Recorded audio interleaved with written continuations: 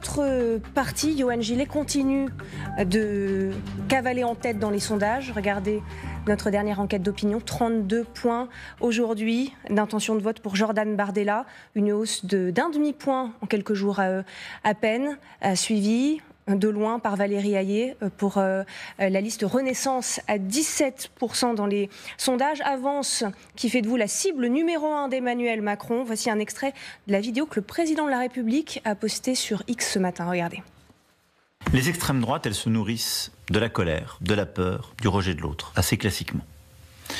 Et je ne stigmatise là aucun de leurs électeurs. Moi, je ne juge pas les gens qui votent pour tel ou tel parti, je combats des idées. Mais quand je regarde les programmes des extrêmes droites, elles sont plutôt sur des logiques, en effet, de peur, de colère, de ressentiment. Et puis les extrêmes droites, elles utilisent aussi des moyens beaucoup plus sur l'émotion négative que sur l'argument.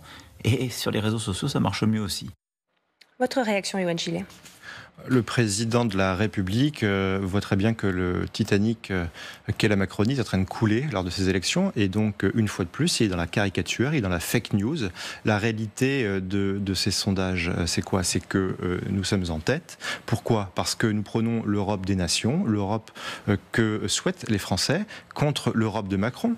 Et en fait, en faisant ça, Emmanuel Macron, finalement, ne fait que bien cacher son réel bilan en la matière à l'Union européenne et aussi cacher son projet, il faut le rappeler. L'Europe de Macron, c'est quoi? C'est la répartition des migrants dans tous les pays des États membres, c'est l'élargissement de l'Union européenne, c'est la création de ressources propres, traduction, un impôt européen, c'est la création d'une armée européenne et c'est aussi la mort de notre agriculture parce qu'il y a un nombre considérable de traités de libre-échange. On l'a vu ces dernières semaines et ces derniers mois. Et c'est ça l'Europe de Macron. Et donc les Français n'en veulent plus. Et donc le président de la République, pour cacher tout ça, finalement, est dans l'excès, est dans la caricature et dans la fake news.